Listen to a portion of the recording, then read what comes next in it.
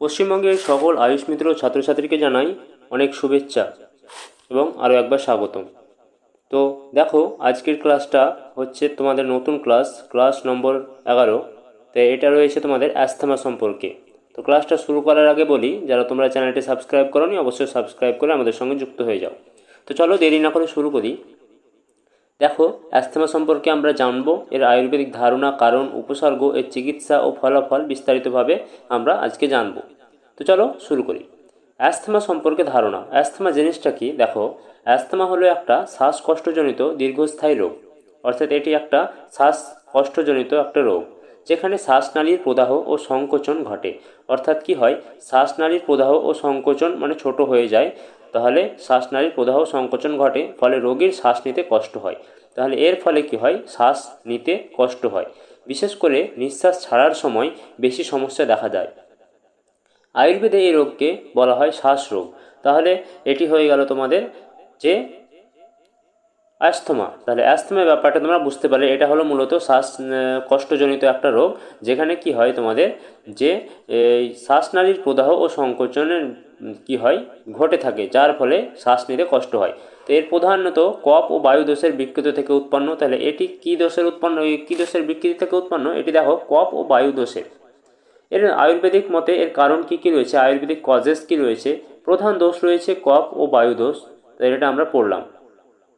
যখন বায়ুদোষের সঙ্গে মিশে শ্বাসনালীর পথ বন্ধ করে দেয়, তখন শ্বাস নিতে অসুবিধা হয়। তাহলে কি করে, যখন কফ বায়ুদোষের সঙ্গে মিশে শ্বাসনালীর পথ বন্ধ করে দেয়, অর্থাৎ নিঃশ্বাস প্রশ্বাস নেওয়ার যে পথটা সেটা যখন বন্ধ করে দেয়, তখন এই শ্বাসকষ্টটা হয়, যাকে আমরা অ্যাস্থমা বলি। সম্ভাব্য কারণ কি? ঠান্ডা ও স্যাঁতস্যাঁতে আবহাওয়া হতে পারে, ধুলো, ধোঁয়া, পলিউশন, ধূমপান, এটিও হতে পারে। 3 নম্বর পয়েন্ট দেখো, অতিরিক্ত ঠান্ডা, দই, বরফ, দুধজাত খাবার সেবন, এর ফলেও হতে পারে। 4 নম্বর পয়েন্ট, অতিরিক্ত পরিশ্রম বা ক্লান্তি। 5 নম্বর, মানসিক চাপ বা ভয়। তারপরে জেনেটিক বা বংশগত কারণ, এটিও হতে পারে। তাহলে এই হচ্ছে 6টা পয়েন্ট। তারপরে আমরা দেখব এর উপসর্গ বা সিমটম সম্পর্কে। শ্বাস নিতে কষ্ট বা হাঁপানি, এটি হলো তোমাদের সবথেকে প্রথম উপসর্গ, যে শ্বাস নিতে অবশ্যই কষ্ট হবে। বুক ভারী লাগা, কফ জমে থাকা বা কাশি, অর্থাৎ কফ জমে থাকবে এবং কাশির সৃষ্টি হবে। রাতে বা ভোরে শ্বাসকষ্ট বাড়বে। তারপরে হুইজিং জিনিসটা কি? শ্বাস নেওয়ার সময় শীষের মতো শব্দ, অর্থাৎ একটা আওয়াজ হবে, শব্দ হবে। তারপরে ঘুমের সমস্যা বা দম বন্ধ হয়ে আসা। এই হচ্ছে তোমাদের 6টা পয়েন্ট সিমটম সম্পর্কে বা উপসর্গ। তারপরে আমরা চলে যাব আয়ুর্বেদিক শ্রেণীবিন্যাস, এর টাইপস অফ কি রয়েছে, শ্বাসা রোগ। তাহলে এই শ্বাস রোগের যে আয়ুর্বেদিক শ্রেণীবিন্যাস, এটা একটু আমরা জানবো। যে মহাশ্বাসা, গুরুতর অবস্থা, ক্রমাগত দম বন্ধ হয়ে আসা, এটি হয়ে যাচ্ছে তোমাদের মহাশ্বাসা। অর্থাৎ এটা একটা খুবই আর কি হাই লেভেলে, এটা একদম টপ লেভেলে যদি চলে যায় এই অ্যাস্থমা রোগটা, তখন এটা হয়ে যায়।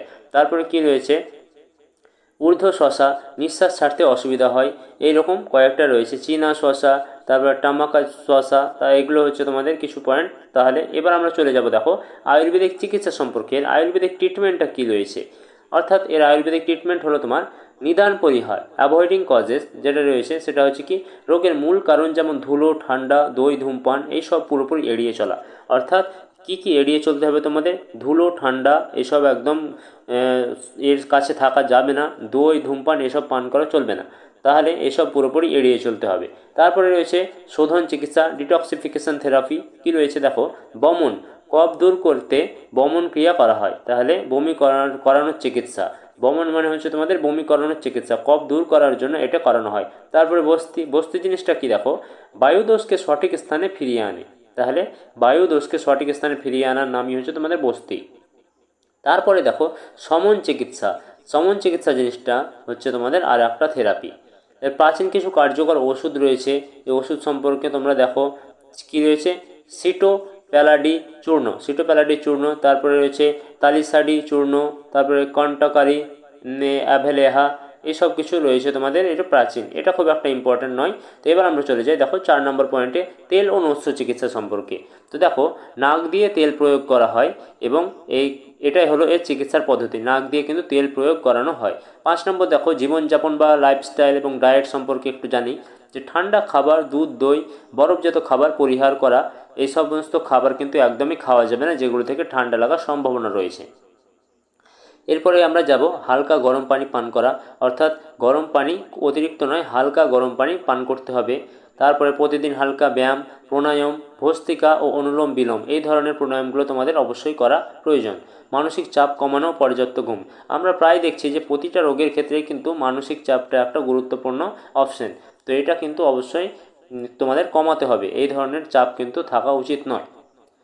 আয়ুর্বেদিক ফলাফল আমরা দেখব এবার, যে প্রোগনোসিস অ্যান্ড বেনিফিটস। নিয়মিত আয়ুর্বেদিক চিকিৎসায় শ্বাসকষ্ট ও কফ কমে যায়। আচ্ছা, শ্বাসকষ্ট ও কফ জমা কমে যায় যদি আয়ুর্বেদিক চিকিৎসা রেগুলার করানো হয়। রোগের পুনরাবৃত্তি কমে, রোগীর ইমিউনিটি বাড়ে। তারপরে দীর্ঘমেয়াদে ব্রঙ্কিয়াল ইনফ্লামেশন কমে, রোগীর জীবনমান উন্নত হয়, অর্থাৎ তার জীবনযাপনের যে ব্যাপারটা রয়েছে সেটা কিন্তু আরও উন্নত হয়। সহায়ক ঘরোয়া প্রতিকার কী রয়েছে দেখো, হোম রেমেডিস যেগুলো রয়েছে, যে মধু প্লাস আদা প্লাস কালো গোলমরিচ দিনে 2 বার পান নিতে হবে আর কি। তাহলে কিন্তু এটা ঠান্ডা লাগাটা অনেকটা কমে যাবে, যে কফ জমাটা সেটা কমে যাবে। তুলসী পাতা ও মধু মিশিয়ে সেবন, তুলসী পাতার সঙ্গে যদি মধু মিশিয়ে সেবন করা হয় তাহলেও কিন্তু এর থেকে প্রতিকার মেলবে। তারপরে দেখো 3 নম্বর পয়েন্ট, গরম পানি বাষ্প নেওয়া, যে ভ্যাপার আমরা বলি সেই ভ্যাপার গরম পানি বাষ্প, এটা কিন্তু ইনহেল করতে হয়, নিতে হয়।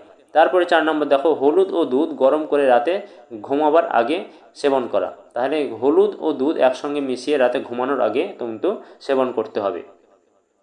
প্রাণায়াম ও যোগ এবং প্রাণায়াম কী কী করা উচিত সেই সম্পর্কে আমরা দেখব। দেখো যে কী কী যোগ, অনুলোম বিলোম, ভস্ত্রিকা। তাহলে অনুলোম বিলোম অবশ্যই একটা খুব গুরুত্বপূর্ণ যোগাসন, এটা কিন্তু প্রতিটা রোগের ক্ষেত্রে করতে বলা হয়। তারপর ভস্ত্রিকা করতে বলা হয়। তারপরে কপালভাতি যেটা রয়েছে, কপালভাতি যে যোগাসন সেটাও কিন্তু খুব গুরুত্বপূর্ণ। তারপরে আরামদায়ক যোগাসন যেমন রয়েছে ভুজঙ্গাসন, তারপরে মৎস্যাসন, সেতুবন্ধাসন। তাহলে এইগুলো হচ্ছে তোমাদের কি, যে যোগগুলো করতে বলা হয়েছে সেই যোগগুলো। এবার আমরা দেখব এর উপসংহার সম্পর্কে একটু, যে আয়ুর্বেদে মতে অ্যাস্থমা একটি কফ বায়ু দোষজনিত রোগ। তাহলে এটি একটি কফ বায়ু দোষজনিত রোগ, যা জীবনযাপন, খাদ্যাভ্যাস ও নিয়মিত আয়ুর্বেদিক চিকিৎসার মাধ্যমে সম্পূর্ণ নিয়ন্ত্রণে আনা সম্ভব। অর্থাৎ এটি কী করবে, যে আয়ুর্বেদিক চিকিৎসা যদি করানো হয় তাহলে কিন্তু এটা সম্পূর্ণ নিয়ন্ত্রণে আনা যাবে। এর দীর্ঘমেয়াদে এটি রোগীর শ্বাস প্রশ্বাসের শক্তি বৃদ্ধি করে ও রোগ পুনরায় ফিরে আসা প্রতিরোধ করে। তাহলে আয়ুর্বেদ মতে যদি এর চিকিৎসা করা হয় তাহলে কিন্তু এই রোগ আর হওয়ার সম্ভাবনা থাকবে না।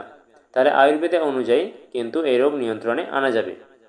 তো এই ছিল তোমাদের অ্যাস্থমা ক্লাসের সমস্ত বিষয়বস্তু। আশা করছি বুঝতে পেরেছো, এবং আরও যদি কোনো প্রশ্ন থাকে অবশ্যই কমেন্ট করে জানাবে। এর পরের ক্লাসে আমরা এর যে সমস্ত ইম্পর্টেন্ট এমসিকিউগুলো রয়েছে সেই এমসিকিউগুলো নিয়ে আলোচনা করব। তোমরা সবাই অপেক্ষা করো এবং চ্যানেলটি সাবস্ক্রাইব করে আমাদের সঙ্গে যুক্ত থাকো, যাতে যখনই আমি এই ধরনের এমসিকিউ ক্লাস বা টেস্ট প্র্যাকটিস সেট ক্লাস করাই তখন যাতে তোমরা এর নোটিফিকেশানটা পেয়ে যাও। তো ঠিক আছে, আজকে এতটুকুই, ধন্যবাদ।